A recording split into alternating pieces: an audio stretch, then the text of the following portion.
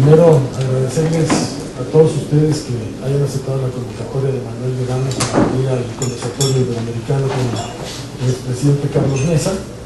Agradecerle también, como siempre, en nombre de la representación de la CECIBE de México y de la Cancillería Mexicana que participa en estos conversatorios a través de nuestra Matías Romero, a FEMSA por su gentileza de proporcionarnos el local y el desayuno para pasar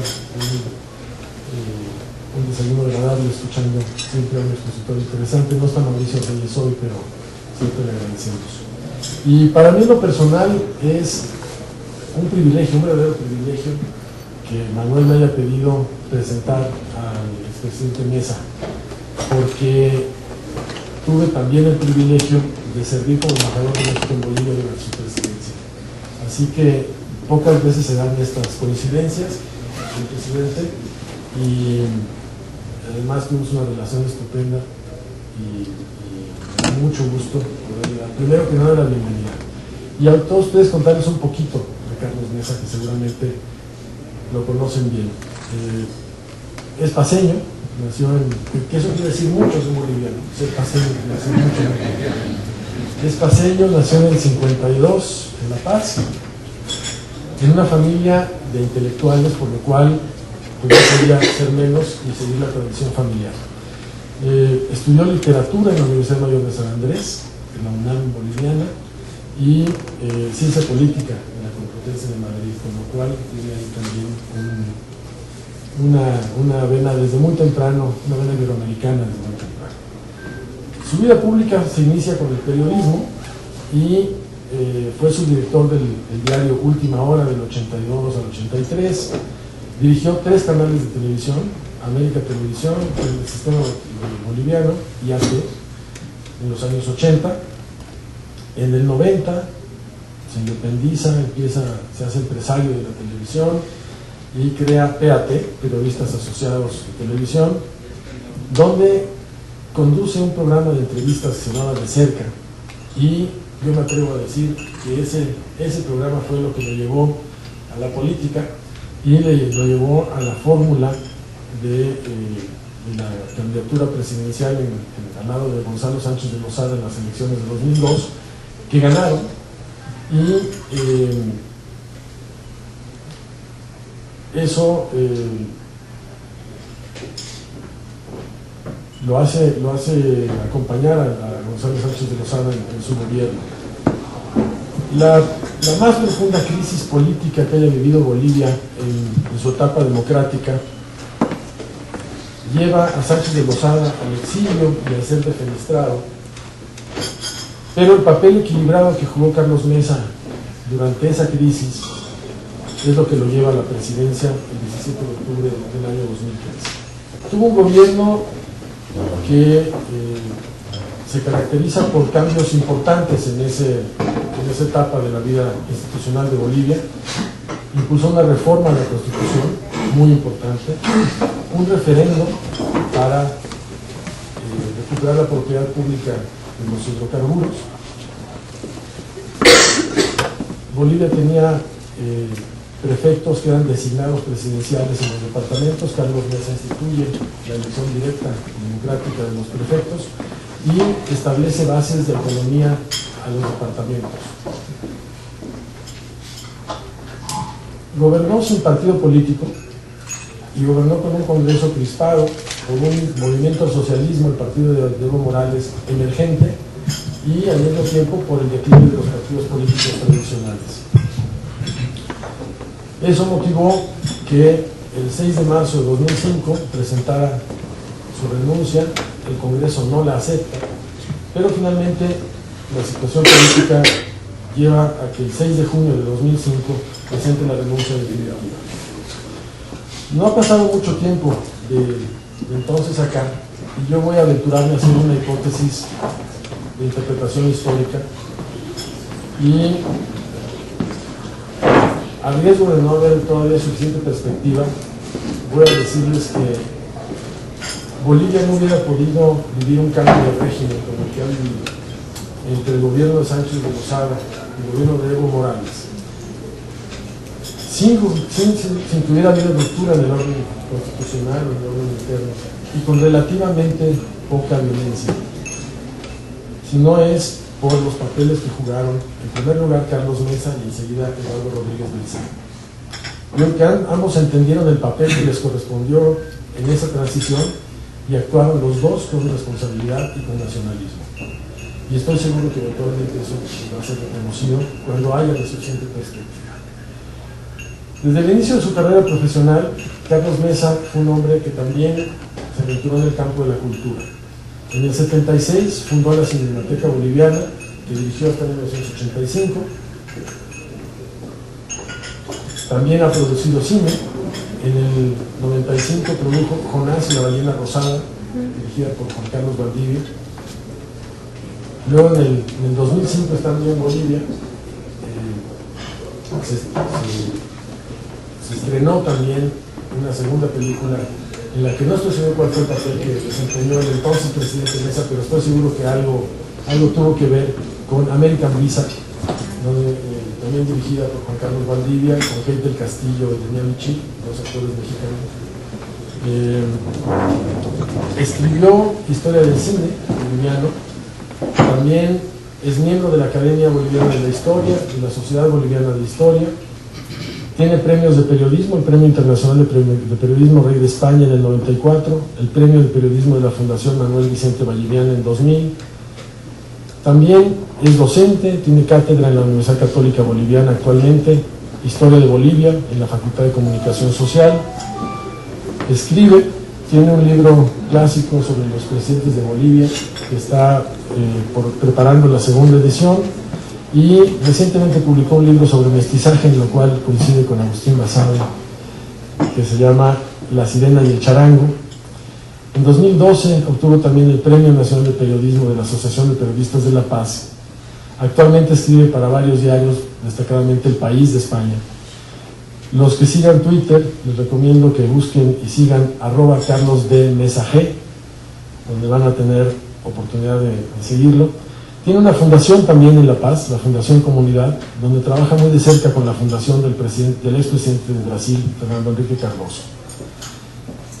Lo último que voy a decir de él son dos cosas. La primera, que le gusta el fútbol, igual que a muchos de nosotros.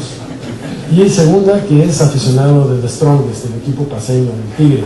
Entonces, donde me tocó coincidir con él en un partido de Copa Libertadores, América contra The Strongest, que por cierto, para los que tengan interés en la anécdota, fue la primera vez que jugó un partido internacional Guillermo Ochoa. Y lo último, tiene curiosas coincidencias o curiosos vínculos con la Conferencia Iberoamericana. El primero es que, recién asumida la presidencia de Bolivia, le tocó presidir la 13ª cumbre en Santa Cruz de la Sierra en noviembre del 2003. En esa oportunidad también le correspondió, en su calidad de presidente, poner la primera firma en el convenio de Santa Cruz de la Sierra, que fue el que constituyó la CEGIB, y finalmente un amigo suyo, amigo mío, que fue su canciller durante su gobierno, es actualmente el director de cumbres en la CEGIB, y es la memoria histórica y el que nos pone a los coordinadores nacionales nuevamente en ruta, Juan Ignacio Siles, y me da mucho gusto poderlo recordar aquí en compañía de don Carlos. Así que por ello creo que es justo que tengamos hoy en el conversatorio iberoamericano a Carlos Mesa, y con eso le doy la palabra.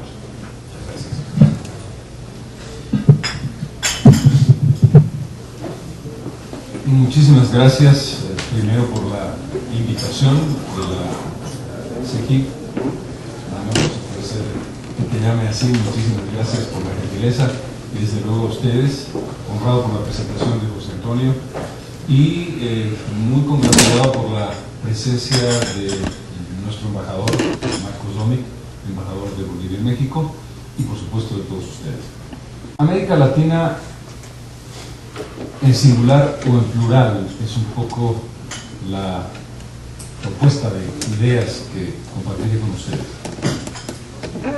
América Latina en singular por las razones obvias que tienen que ver con los elementos que conforman una comunidad incuestionable, La comunidad que por esas razones de carácter histórico, de carácter cultural, de carácter lingüístico, de carácter religioso, etcétera, etcétera, etcétera, debieran convertirnos en la región más cohesionada del planeta y que sin embargo plantean una pluralidad y tensiones y dificultades y caminos de construcción que tienen que ver probablemente con nuestra propia manera de ver el mundo. Pero no hay que perder de vista esa posibilidad incuestionable de mirarnos en singular en esa dimensión. Ese singular de 20 naciones desde México hasta la Argentina. América Latina en plural por otras varias razones que tienen características vinculadas a tamaño, características vinculadas a región, características vinculadas a enfoque ideológico. Permítanme plantear algunas líneas de razonamiento, primero de carácter político, después de carácter económico y finalmente algunas palabras referidas a la cuestión de la integración. Yo creo que nuestra región ha aprendido dos grandes lecciones en los últimos 20 años. Los últimos 20 años en los que tuvimos una mirada de no quiero que el Estado me dé una mano, quiero que el Estado me saque las dos manos de encima. La lógica que hoy se define, en mi opinión, de manera demasiado simplista, pero a efectos de comprendernos aceptable, de neoliberalismo. La década de los años 90, en que se consolidan dos miradas, una mirada económica muy dogmática y se profundiza una mirada democrática, liberal, representativa, muy sólida, pero que deja quizás algunos huecos de los que hablaré en un instante. La lección positiva, porque creo que las lecciones negativas fueron las que dieron lugar a la respuesta de la primera década del siglo XXI. La lección positiva fundamental fue desideologizar el debate sobre la administración macroeconómica en el contexto de si quieres llevar adelante un camino, cualquiera que éste sea, el manejo de tu nivel fiscal, el manejo de tus cifras macroeconómicas debe ser responsable. Y esa es una lección básica, porque hasta entonces, en la década de los años 80 y en buena parte de los 90, el que planteaba racionalidad fiscal y equilibrios en ese punto era un neoliberal, era un amigo del Fondo Monetario Internacional que seguía las líneas del Banco Mundial y del Fondo Monetario Internacional. Eras un hombre de derecha, eras un gobierno de derecha. Hoy día eso está fuera del debate. Salvo excepciones muy contadas, los países de América Latina han desideologizado el tema y en consecuencia el manejo macroeconómico responsable se considera una condición sine qua non, imprescindible, aunque obviamente no suficiente. Y creo que el haber cerrado esa discusión que era absurda y que era bizantina es un avance muy significativo que explica en una medida también importante el que nuestra región haya podido afrontar con menos turbulencias y con bastante éxito las crisis dramáticas del 2008-2009 de la última década. Este escenario nos enseñó, por lo tanto, que había que ordenarse y que hacerlo no tenía ninguna connotación política y ninguna dirección. Y eso ha sido asumido por la gran mayoría de los países que optaron por un camino hacia la izquierda a partir del comienzo del nuevo siglo, salvo excepciones que son muy evidentes. La segunda lección positiva es que la respuesta que llegó el péndulo de la derecha a la izquierda, y vamos a aceptar que la definición derecha, centro e izquierda es absolutamente insuficiente, todavía a mí mismo me produce una frustración en no poder sustituirlas porque lleva equívocos.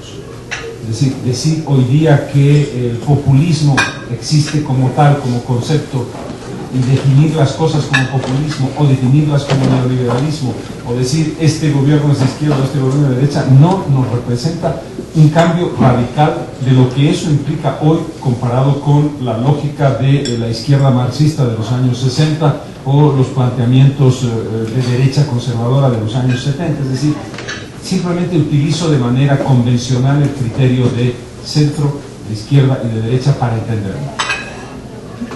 Ante lo que fue esta explosión neoliberal, mi amigo Samper, que entiendo que ha estado aquí, lo define muy explícita y muy claramente. El consenso de Washington, que tuvo mucho de Washington y un poco de consenso, planteó esa dirección.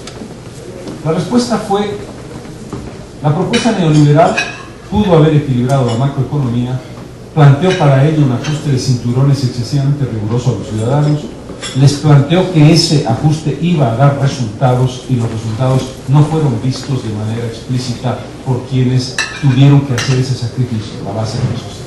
Se podrá argumentar, no sin razón, que la lógica de la economía mundial en la década de los años 90 para América Latina no tuvo ni muchísimo menos la dimensión que tuvo en su desarrollo explosivo de crecimiento en la primera década del siglo XXI, y que habría que analizar si invertiéramos los términos de cómo nos funcionó la economía en los 90 y cómo funcionó en la primera década del 2000 para ver si los modelos aplicados hubieran funcionado igual. Pero eso es una hipótesis que simplemente dejo allí. Quiero recordar que en América Latina vivimos crisis en 94, dramática a partir de México, que vivimos crisis de recesión muy, muy dura entre el 98 y el 99, que se prolongó hasta el 2003 más o menos. Dicho lo cual, el resultado fue que hubo una respuesta muy vigorosa que cuestionó los principios del neoliberalismo de los 90. Y esa respuesta, que podríamos identificar simplemente de modo referencial como la propuesta del socialismo del siglo XXI, liderada por el presidente Chávez, y el surgimiento de un liderazgo regional significativo también del presidente Lula, nos enseñó la lección de que la deuda social es una deuda que debe pagarse y que las políticas sociales son una prioridad incuestionable y que la acción de esas políticas no puede ser dejada de lado. Lo que reformuló también la presencia del Estado. Esa idea de no quiero al Estado, no quiero que me dé una mano, sino que me saque las dos manos de encima, el mercado redistribuye, etcétera, etcétera, fue respondida con: el Estado nunca podrá dejar de ser importante en cuestiones básicas como educación y salud. El Estado nunca podrá dejar de ser importante en la lógica de la redistribución, orientando la redistribución que el mercado no puede hacer. El Estado, y ahí hay diferencias, debe jugar un rol importante en el manejo de la economía. Y allí hay que establecer los rangos de distinción que tienen elementos, digamos, radicales: PDVSA, visión estatal; Codelco, una lógica particular en el caso de Chile; Petrobras, una dinámica muy especial en el funcionamiento de aproximación hacia la inversión internacional en el caso de Brasil. Es decir, la presencia del Estado en el manejo de lo que son sectores estratégicos de la economía tiene variantes. Lo que está viviendo hoy México en su reforma integral en el Pacto por México implica una apuesta de transformación de lo que ha sido la lógica tradicional del estatismo nacionalista latinoamericano. Dejo simplemente subrayado que América Latina, en una gran parte de sus países, tiene un tatuaje profundo en el alma latinoamericana, que es el nacionalismo. No necesariamente lo digo como elogio, sino lo planteo como un hecho objetivo. Y segundo, la idea de que la propiedad de los recursos naturales es un elemento virtuoso que implica que yo, ciudadano, soy propietario de esos recursos. Eso hace complejo, difícil y genera grandes turbulencias cuando se hacen procesos o de privatización pura y dura, como se hicieron en la década de los años 90, o procesos de transición relativamente mixta, como se intentó hacer en Bolivia, o lo que va a encarar ahora México con la idea de modernización y apertura de temas. Los resultados siempre hay que mirarlos con cuidado y ver cuál es el efecto de costo político que ellos representan. Vuelvo sobre lo que estaba diciendo, que es lo más importante. hay un compromiso social que América Latina entendió que debe llevar a cabo. Y lo interesante de eso es que la lógica de las transferencias condicionadas o bonos que establecen un puente de liquidez directa sobre los sectores más desposeídos, que fue duramente criticada como paternal, como una suerte de subvención gratuita del Estado populista, ha demostrado tener unos resultados extraordinarios como ayuda a la lucha contra la pobreza. Y las transferencias condicionadas que te dicen, yo te voy a dar a ti un bono en efectivo, a ti madre, que me garantizas que te vas a hacer los chequeos necesarios antes del parto y que vas a tener un parto asistido y que me vas a garantizar las vacunas del niño en el primer año y que lo vas a llevar a revisar médicamente con frecuencia, implica resultados concretos. Es decir, no es simplemente un bono per se, sino es un convenio entre el Estado y la persona que lo recibe, que además es una inyección de liquidez en sectores marginales y muy pobres y además en la propia economía. Los bonos o transferencias condicionadas son mecanismos que se utilizan en México, en Colombia, en Chile, en Bolivia, en Ecuador, en Brasil, independientemente de la nominación que podamos hacer ideológica, lo que demuestra que hay esa comprensión. Y el manejo macroeconómico responsable no es un patrimonio de Costa Rica o de Colombia o de Chile, lo es también de Bolivia y Ecuador, para mostrar que las dos lecciones más importantes muestran la posibilidad de una respuesta heterodoxa en cuanto a la aplicación de políticas más allá de la retórica ideológica. Dicho esto, es indudable que esta confrontación ideologizó fuertemente las relaciones latinoamericanas en los últimos años. Y se establecieron bloques que parecían ir en direcciones muy claras, en un péndulo que iba del neoliberalismo ortodoxo de los 90 a una postura, llamémosla de socialismo del siglo XXI, que iba a ir ampliándose a medida que avanzaran los años. Esa realidad no se ha dado precisamente porque, en mi opinión, las sociedades latinoamericanas han entendido de manera pragmática la aplicación de políticas económicas y de políticas sociales más allá, insisto, de la retórica.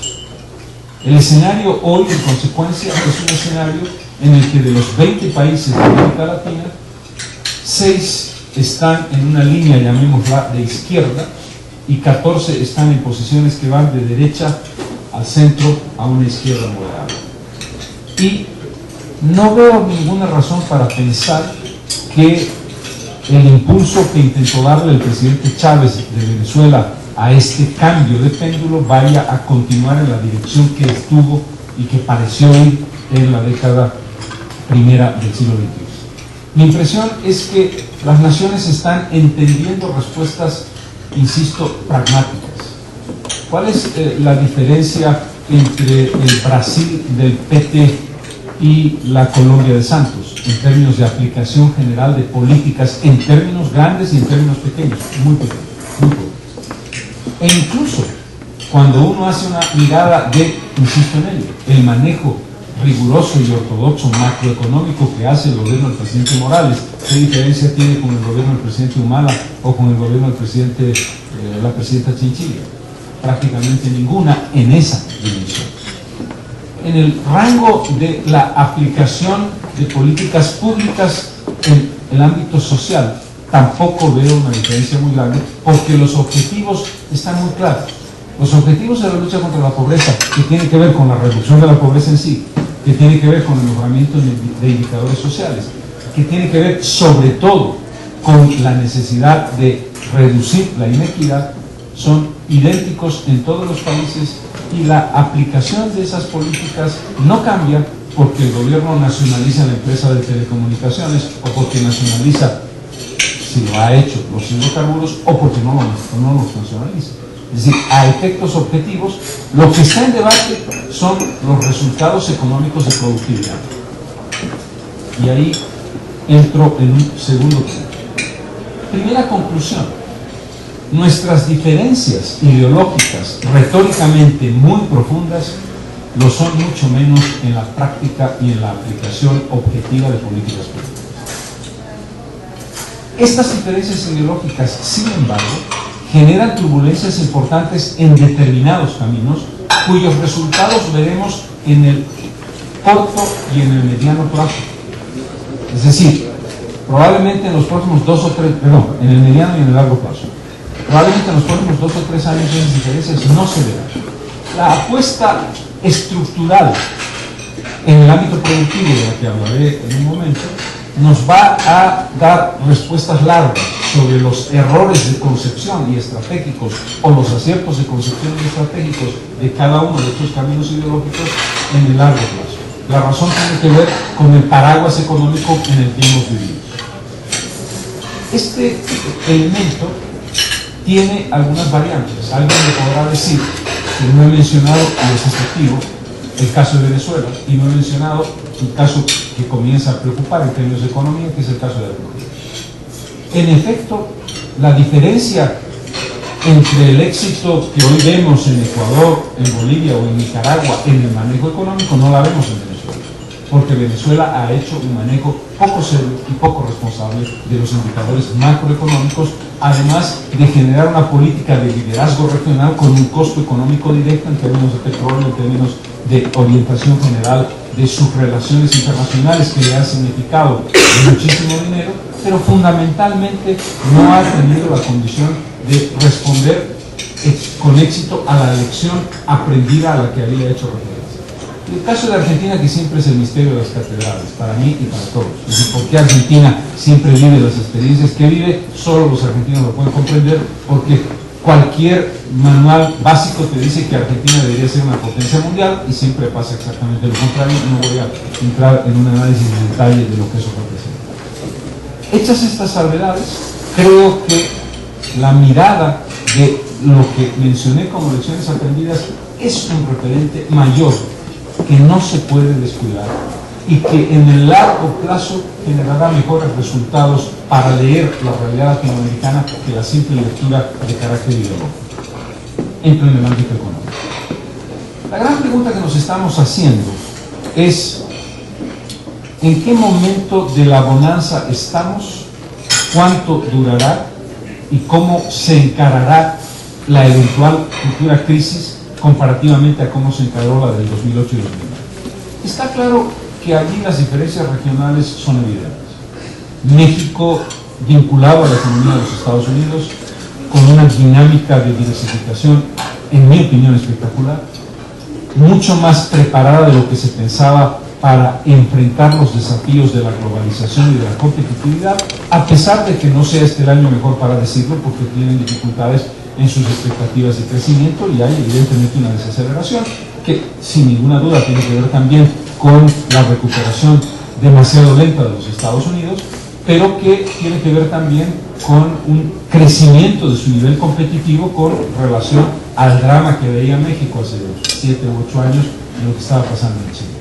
La inserción en China de una clase media emergente implica que China ya no puede tener las condiciones, no voy a decir de esclavitud, pero de trabajo bastante laxo en cuanto a salarios y en cuanto a condiciones sociales de trabajadores que hacían imposible competir en términos de productividad por los bajos salarios, entre otras cosas. Es decir, no es que la diferencia se haya acortado a límites de empate, pero se ha acortado de manera significativa. América Central y el Caribe, con dificultades en el tema energético, con economías menos flexibles en sus posibilidades, más vinculadas a México y Estados Unidos, intentando convertirse en un puente de transición Atlántico-Pacífico más allá del canal de Panamá, que refieran posibilidades de canales secos o canales húmedos en Nicaragua, Honduras y Guatemala. Allí habría que discutir sobre la superposición de propuestas y las posibilidades de que esto se aplique de manera práctica, pero hay una cierta orientación de servicios que América Central trata de tener como punto de referencia. Y América del Sur, el continente sin ninguna duda más beneficiado por la bonanza económica. Yo quiero darles algunos datos específicos de Bolivia para que ustedes se den cuenta de lo que estoy hablando, de la dimensión de la que estoy hablando. Y tengan cierto que hubiera dado estos mismos datos con Marcos presente o con Marcos ausente. No hay aquí ninguna característica de hacer beneficio de la imagen del gobierno. Bolivia ha duplicado su Producto Interno Bruto en los últimos 10 años. La última vez que eso ocurrió, tardó 5 décadas en producirse. Bolivia exportaba, cuando yo dejé la presidencia, 2.800 millones de dólares. Hoy día está exportando casi 13.000 millones de dólares. Las reservas del Banco Central del país equivalen al 53% del Producto Interno Bruto, el nivel de reservas más alto de América Latina en proporción a su PIB. La deuda externa total del país equivale al 16% del Producto Interno Bruto, y para ponerlo caricaturescamente, el presidente podría hacer un cheque, pagar los 4.300 millones de deuda externa y le quedarían casi 10.000 millones de reservas en el Banco Central. El nivel de crecimiento promedio del país ha estado entre el 3,8 y el 4,2% en los últimos 10 años, y Bolivia ha tenido 7 años consecutivos de superávit fiscal. La última vez que lo tuvo ocurrió en 1910, un solo año. Este escenario, para contraste, les diré, cuando yo era presidente, 1 milliard de pies cúbicos de gas los vendía al Brasil a $1.20, el presidente los vende a 9,5 como promedio, $9.50 contra 1,20. Yo vendía el estaño a 3,20 la libra fina, el presidente los ha vendido a 14 y eventualmente su promedio está entre 8 y 9. La plata a $7 contra 42 y un promedio de 28. Es decir, la multiplicación de los panes y los peces en términos de precios internacionales ha sido algo absolutamente espectacular.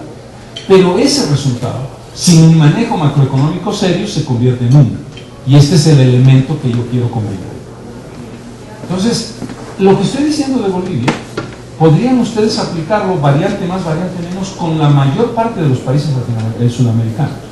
Y esto ha generado un escenario extraordinariamente positivo, que además de tener esta consecuencia tan impresionante en las cifras, es el más largo en términos de ciclo. Estamos acercándonos a una década de esa situación de extraordinaria bonanza que, ahora miro el futuro, no parece que vaya a cambiar dramáticamente, y ahí hay un pequeño matiz. Porque en el caso de Bolivia, 38% de exportaciones es gas, casi 30% minerales, 18% agroindustria, fundamentalmente soya, y un saldo de otros productos. Gas y soya no tienen en el horizonte próximo una línea de caída de precios ni muchísimo menos. Minerales es otro tema.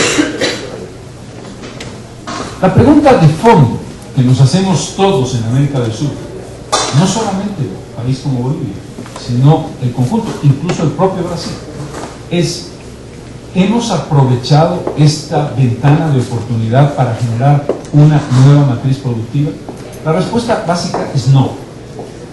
¿Puede cambiarse fácilmente una matriz productiva justamente cuando tú estás endulzado por los precios internacionales? Es difícil.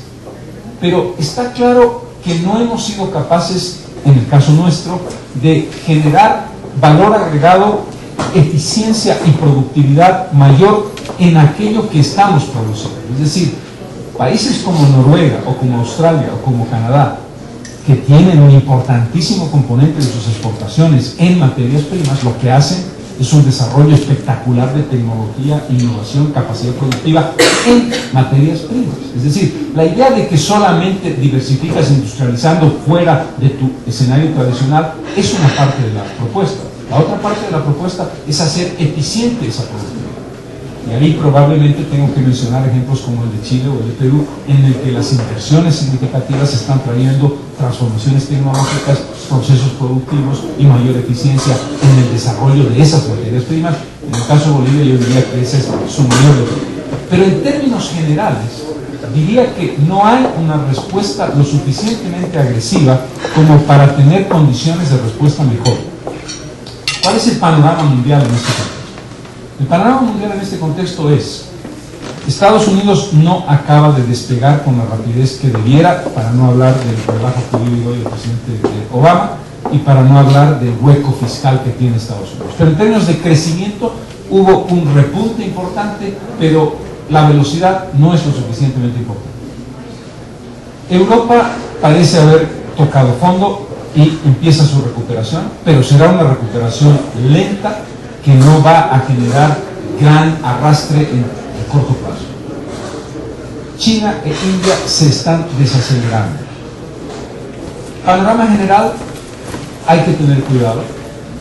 Lo que se viene es indudablemente un efecto sobre América Latina que desacelerará nuestras economías, pero no pareciera a grados de catástrofe, lo que permite aterrizaje suave y lo que permite todavía la posibilidad de ir comprendiendo que tienes que ajustarte para las transformaciones. Este es un panorama menos dramático que el que se vivió en la crisis de Lehman Brothers, por ejemplo, y América Latina lo respondió adecuadamente. ¿Podrá hacerlo de la misma manera en este proceso distinto? Estoy descontando la posibilidad de que se pudiera producir algún terremoto que uno nunca espera, sobre todo en una economía cada vez más ligada a la subjetividad psicológica de la comunidad que a los elementos objetivos de los economistas, pero ese es otro tema. Vuelvo al escenario de futuro. En términos generales, no hemos aprovechado, en mi opinión, lo suficientemente bien esta ventana de oportunidad económica. Y en términos generales, los países que han trabajado la lucha contra la pobreza exitosamente, porque su excedente ha sido muy importante, deberán entender que hay desafíos que en economía menos bonancible generan problemas. Una de las respuestas difíciles de dar es: las transferencias condicionadas fueron posibles porque este excedente lo permitió, pero se convierten en una obligación fija del gasto fiscal y que no va a ser reversible. Es muy difícil que tú le digas a esa madre a la que estás ayudando, ¿sabes? Se me acabó el dinero y yo no te lo puedo dar. Y eso va a generar una carga significativa. Segundo, hemos perdido la costumbre de la austeridad. Si bien es verdad que el manejo macroeconómico ha sido razonablemente serio, lo ha sido en términos de economías que ingresan 5 o 7 veces más, lo que ha marcado una multiplicación en 2 o 3 o 4 veces el gasto. Y ajustarse no va a ser fácil. Y esas son preguntas que gobiernos como el del presidente Morales o el presidente Correa o el presidente Ortega tienen que responder. Y también el presidente Santos o el presidente Humala. Lo digo porque en términos generales, y no he usado la palabra populismo, porque tengo dificultades. Podría ir fácilmente a la definición de populismo, pero se entendió que los bonos eran populistas y ya he dicho, los bonos los dan muchos. En términos generales, y cierro esta parte, creo que hemos aprovechado algo importante. Los indicadores de reducción de pobreza e inserción de una clase media que era marginal o pobre a la economía y a la vida cotidiana es real. El camino por recorrer en nuestra región, por supuesto, es gigantesco, pero el salto ha sido, diría yo, importante, no sé si tanto como el crecimiento de la economía, pero muy significativo en comparación con las décadas anteriores. Ya en la década de los 90, aún en un escenario del neoliberalismo, se marcó un avance en la lucha contra la pobreza que se ha multiplicado. El tema de la desigualdad, y no voy a repetir el lugar común porque no acabo de creerlo, de que somos la región más desigual del mundo. Hay zonas en las que sí y zonas en las que no. Hay países de África y de Asia en los que los niveles de desigualdad son mayores que los de América Latina, pero no me consuela. El tema de la desigualdad y de la inclusión es claro. El otro elemento importante del siglo XXI ha sido entender que la construcción de un otro igual a mí ha sido muy importante. No hemos roto todavía el racismo y la discriminación en nuestras almas, pero hay un avance espectacular en esa dirección. La dirección de entender que hay un otro que es igual que yo, al que debo mirar horizontalmente y que eventualmente yo soy el otro para él, cosa que no entendimos durante décadas, durante siglos, es clave. Fin de este capítulo. Y el tercero y último, vinculado a, en este escenario, ese plural de las Américas Latinas en los procesos de integración. Mi impresión es que en los procesos de integración estamos en un momento de inflexión. No necesariamente una inflexión con horizontes claros, pero sí una inflexión en la que empezamos a tomar conciencia de que hay ciertas cosas que tienen que cambiar. No sé si hay una voluntad política explícita de hacerlo, pero creo que hay un desafío importante para reformular esta complejidad del escenario integracionista latinoamericano. Dos líneas, la línea económica y la línea política. La ideologización de la primera década del siglo XXI marcó una profundización en proyectos de integración política por encima de proyectos económicos, en desmedro de proyectos económicos. Fundamentalmente el ALBA, fundamentalmente UNASUR, fundamentalmente CELAC. Allí había una lógica que tenía un horizonte claro. Queremos tener nuestra propia mirada y queremos que Estados Unidos y Canadá, por extensión, a veces nuestra mirada de Canadá no es lo suficientemente profunda que debiera. Canadá es un país mucho más importante de lo que nos parece, pero eso es otro tema. Políticamente hubo un retraimiento evidente de Estados Unidos por su propia crisis interna y su nuevo papel en el mundo y por decisión explícita de los Estados Unidos. Que un país como Bolivia haya expulsado al embajador de los Estados Unidos y expulsado a USAID y expulsado a la DEA y no tengamos embajador desde el año 2008 era simple y sencillamente impensable hace 15 años. Impensable no por lo que ocurre, porque haya ocurrido, sino porque te daba la impresión de que eso te llevaba al abismo. No, llevamos desde el 2008 5 años sin embajadores y no pasa absolutamente nada. Las declaraciones sucesivas de los Estados Unidos cada vez que el presidente Morales le da una patada en las canillas es que su deseo es renovar lo más pronto posible una relación razonable entre ambos países. Lo positivo, Estados Unidos no juega el rol absolutamente de injerencia, sobre todo en países pequeños. Lo negativo, la presunción de que Estados Unidos no existe, de que Estados Unidos no es el vecino más importante del hemisferio y de que es necesario como interlocutor. La construcción de un escenario latinoamericano sin Estados Unidos tiene ciertos elementos de ventaja siempre y cuando aceptes que existe y que es clave.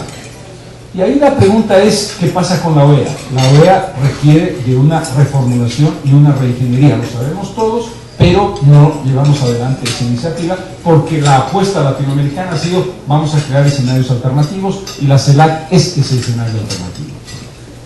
Algo que sigue siendo un tema no resuelto muy negativo para América Latina y creo que para los dos interesados, las tensiones permanentes e históricas entre México y Brasil. México y Brasil son dos jugadores de rango mundial. Tenemos 4 países en el G20, da lo mismo que los tengamos o que no en términos de región. Representan Brasil, México, Argentina, corríjame cuál es el cuarto. Chile fue indicado. Tres países, perdón, 3 países, es correcto. Brasil, México y Argentina definen políticas latinoamericanas. No, porque hay una tensión fundamental entre Brasil y México. Porque Brasil y México no están en condiciones ni el deseo de coordinar políticas que definan presencia latinoamericana a través de sus 2 países líderes en el mundo. Brasil intentó una sudamericanización de América Latina. Intentó definir, este es mi espacio y tú no te metes, UNASUR. Y hay una respuesta muy interesante con la que terminaré. El escenario político, en mi opinión, es una superposición que no puede continuar.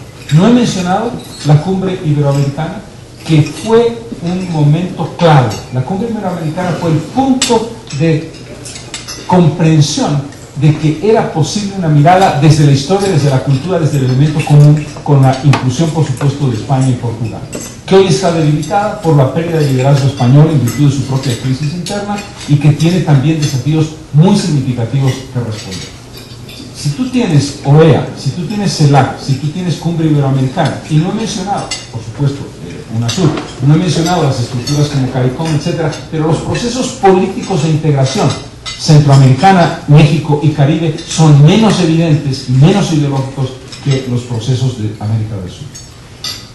En el contexto, ¿qué ha pasado con los procesos de integración económica? México está vinculada a América del Norte y esa vinculación tiene una importancia trascendente que está fuera del debate. Los ajustes que se hagan y los problemas que tengan no cambian la lógica que ha cambiado dramáticamente el desarrollo de la economía mexicana desde que en el 94 se produjo ese proceso.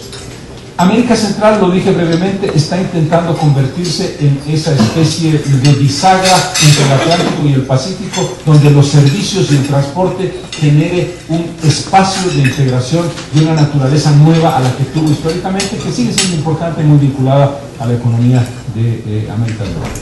América del Sur, por el contrario, tiene preguntas muy serias que responder. La Comunidad Andina de Naciones está prácticamente liquidada, está en un proceso de fin de etapa, cumplió un rol muy positivo, sin ninguna duda, para Bolivia en particular.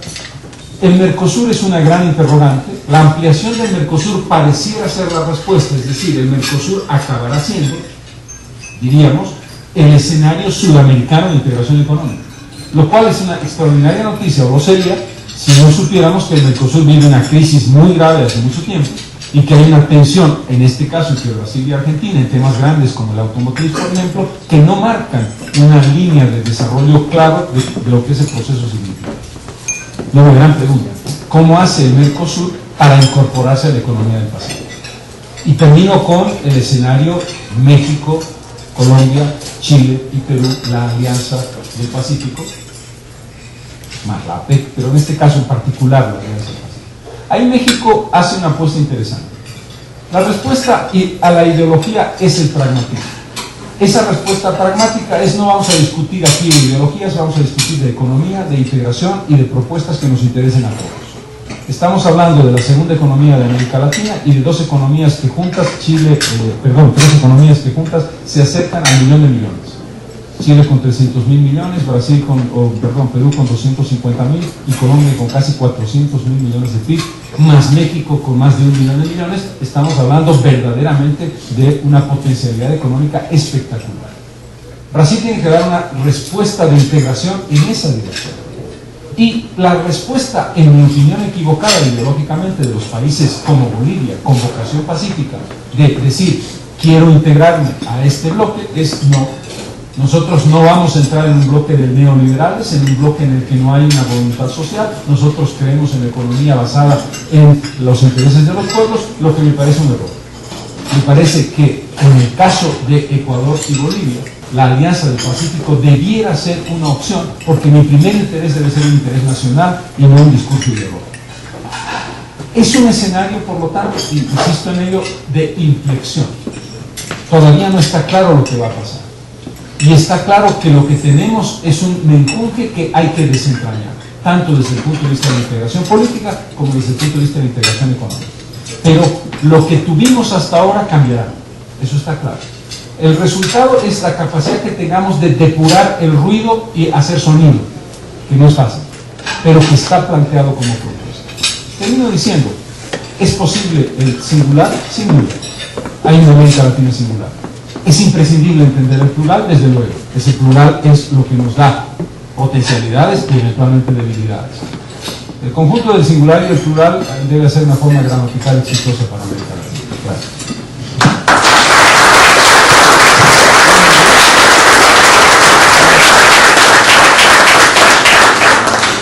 Bueno, pues han visto ustedes por qué Andrew Stanley y yo, que coincidimos ese tiempo en Bolivia, no nos perdíamos un solo discurso de Carlos Mesa.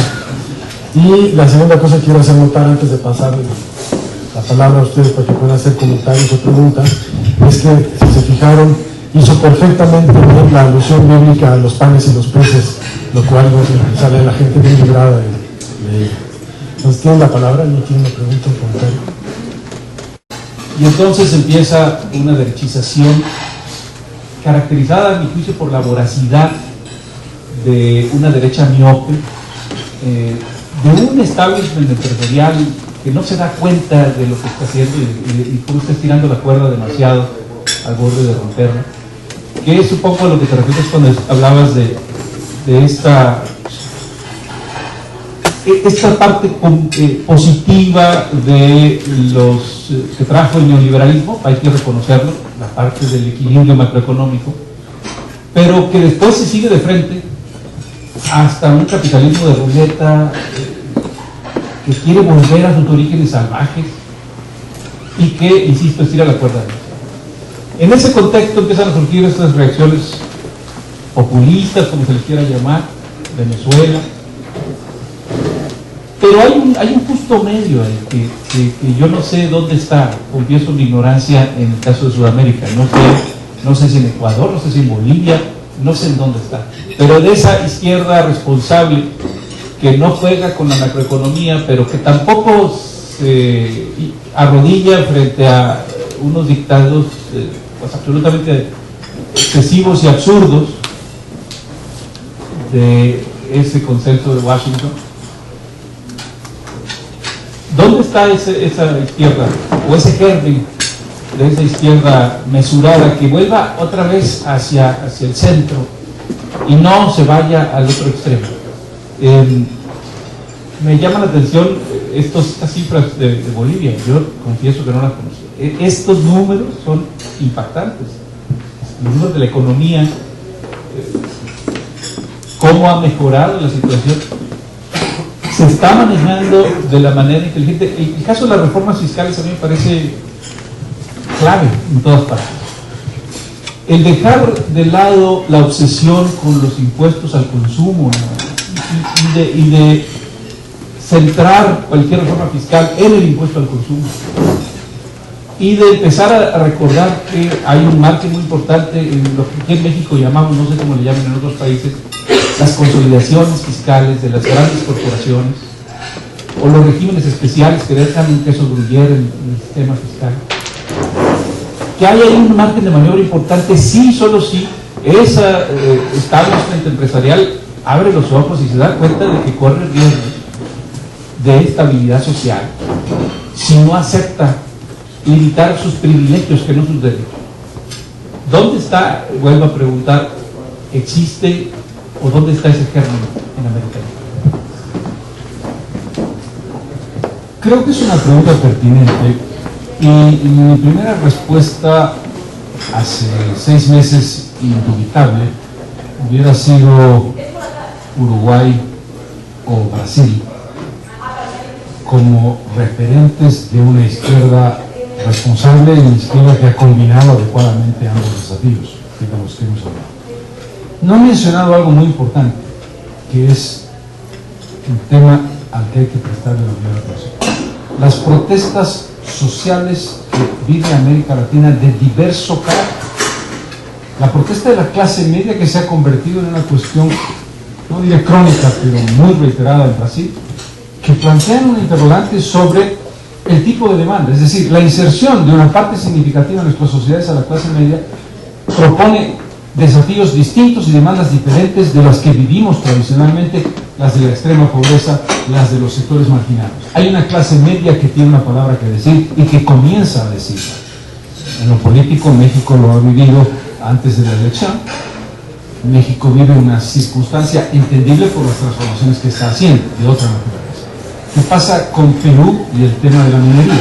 ¿Qué pasa con Colombia y el tema de los campesinos? ¿Qué pasa con Chile y el tema de la educación? Es decir, el modelo de sensatez y racionalidad tiene desafíos importantes de clases medias o de sectores productivos que no sienten que los países estén dando las respuestas necesarias.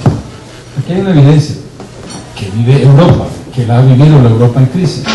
Las redes sociales, la dinámica del siglo XXI de comunicación al segundo, plantea desafíos a la política que no han sido respondidos adecuadamente. Hablaba de una democracia representativa que no tuvo su correlato en una democracia participativa. Tengo mis observaciones, y lo digo también en presencia de Marcos, sobre el mecanismo de manejo democrático en Bolivia o en Ecuador o en Venezuela. No los comparo. Yo creo que la lógica de construir una democracia participativa, que ha sido el objetivo de esos gobiernos, positiva, va en contraste con un corazón autoritario evidente. Y una idea que no comparto de que el gobierno lo representa y el cambio lo representa una persona.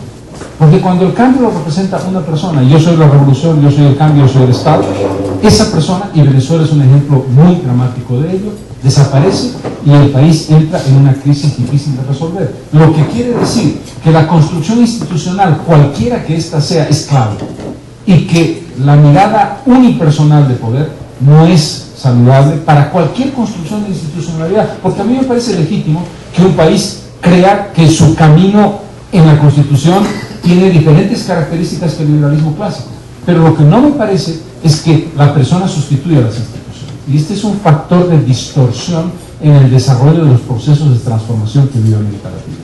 La respuesta no es sencilla. La pregunta plantea ¿dónde está el justo medio? La mirada aristotélica de la sociedad.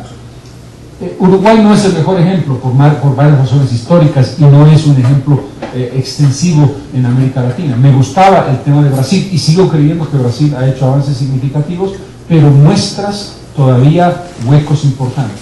Lo positivo, la sociedad es protagonista. Lo preocupante, creer que la política en las calles es la política, es un error. Lo necesario, la construcción de un nuevo sistema de partidos, no leninistas en el sentido del centralismo, no desde el punto de vista ideológico, más horizontales, más descentralizados, genuinamente democráticos, donde jóvenes y mujeres, y en el caso de muchos países indígenas, jueguen un rol importante. Muchas gracias.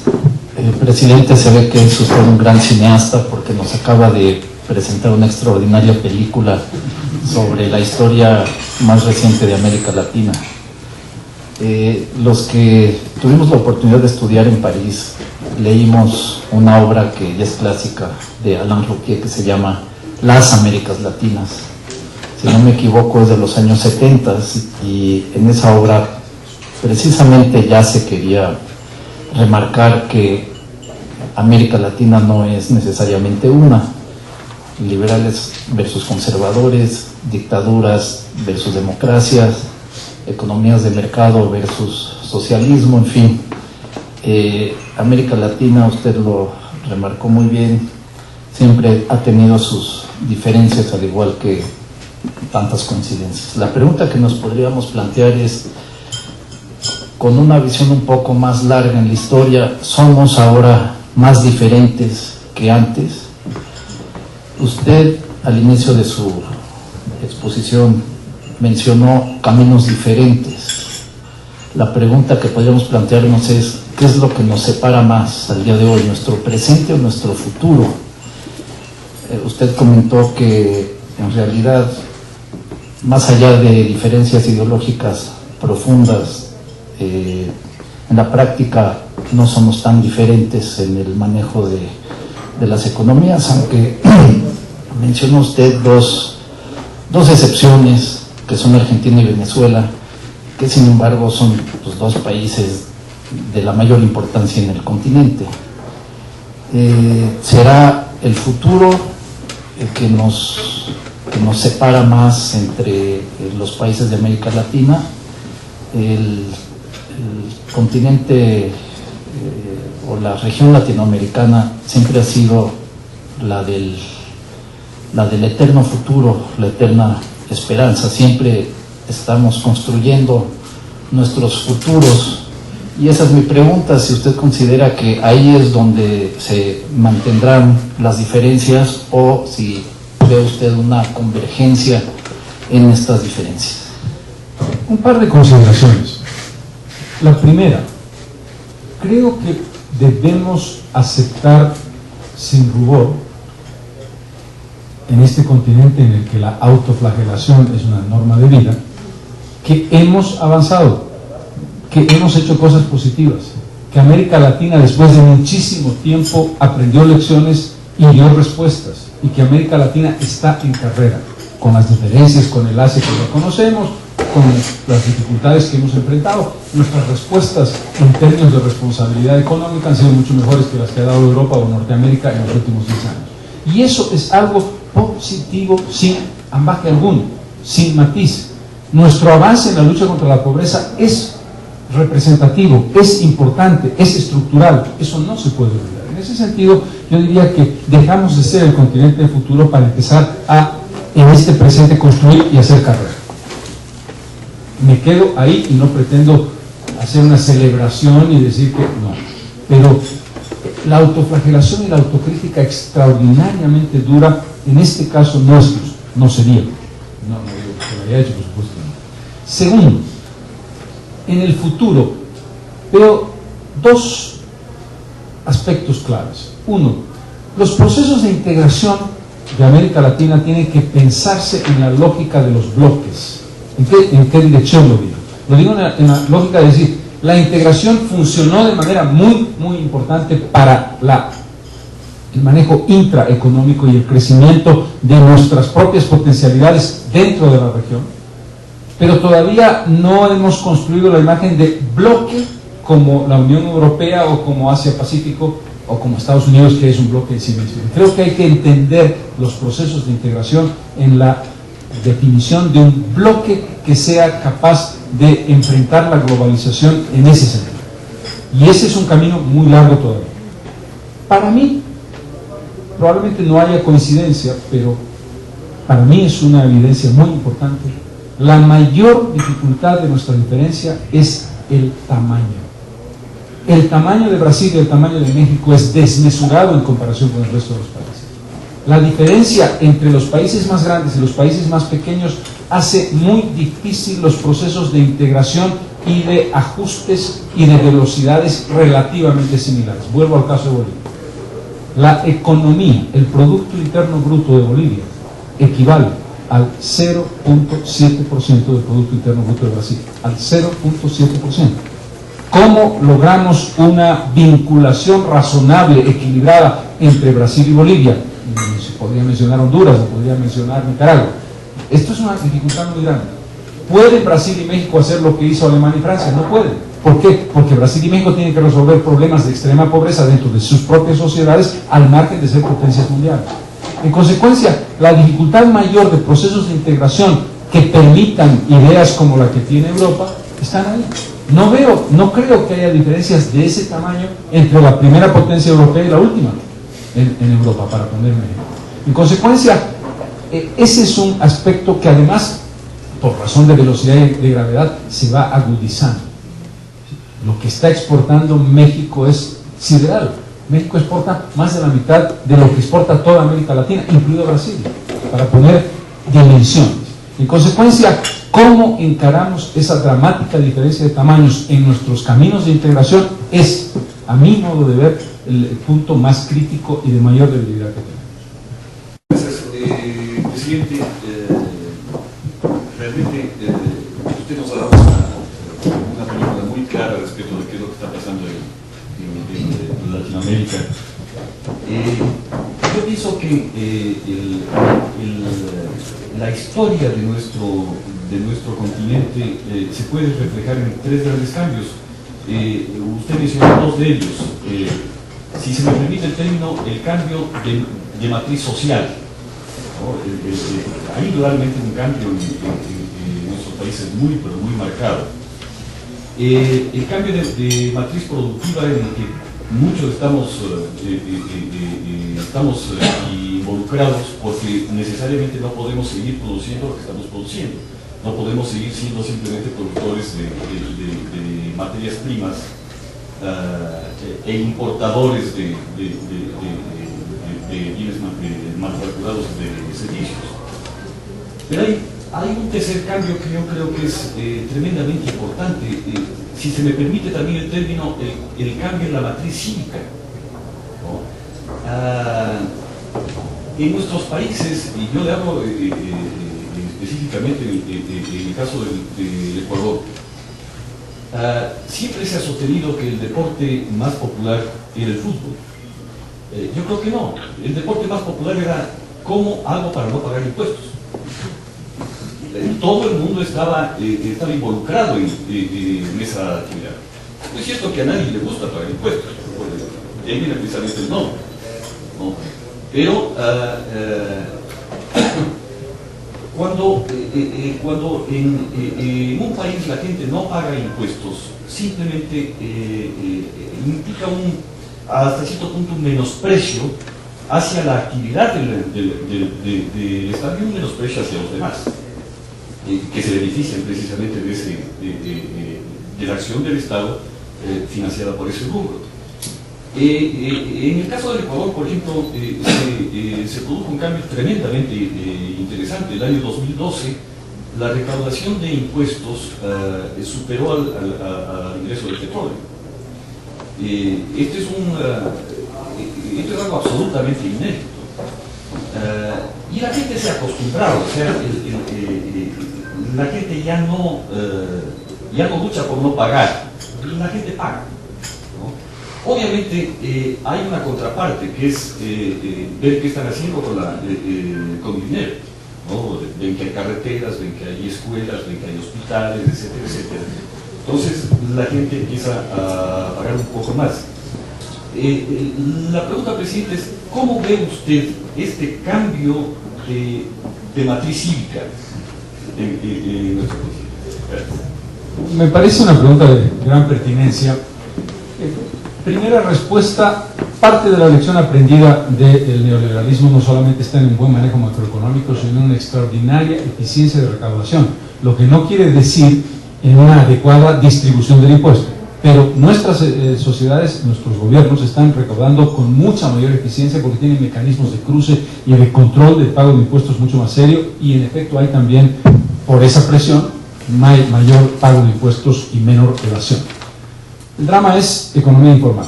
Economía informal, el drama es no universalizamos el impuesto, el drama es no construimos un pacto fiscal real. Y el construir un pacto fiscal tiene un costo político que te puede costar la presidencia incluso. Y uno de los elementos que yo creo que se desperdicia en gobiernos que tienen gran popularidad, gran convocatoria y gran legitimidad, es que no se han atrevido a esa búsqueda de distribución realmente más universal del impuesto, que tiene que ver, por supuesto, con la inserción de la economía informal en la formalidad, y no hay ninguna razón para que un informal vaya a la formalidad, porque el Estado no le ha demostrado a un informal cuáles son las ventajas de ser formal. Pero este es un aspecto clave, que creo que es un desafío pendiente, un desafío muy, muy importante y muy difícil de resolver. Hablaban ustedes de una película, no he hablado de la película de terror, brevísimamente. La transnacionalización de la violencia, el crimen organizado, el narcotráfico, la trata de personas, la inseguridad ciudadana es una epidemia dramática en América Latina. Y América Latina tiene que generar respuestas transnacionales, quiero decirlo, respuestas de integración política, de propuestas de bloque, de reuniones de integración política que hablen de cómo combatimos juntos este proceso, porque el poder del narcotráfico y el poder del crimen organizado es superior al poder de Guatemala o de Honduras o de Bolivia o de países pequeños, e incluso enfrenta con muchísima dureza, y México lo ha vivido, a países con institucionalidad y tamaño como el de México.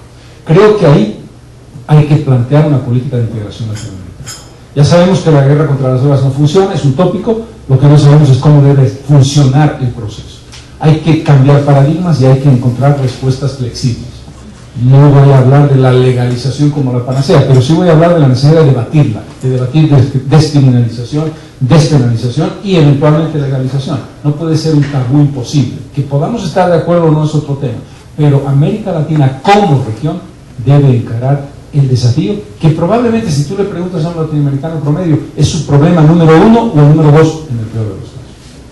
Muchísimas gracias, presidente. Muchísimas gracias también a Luis Miguel por anunciarlo.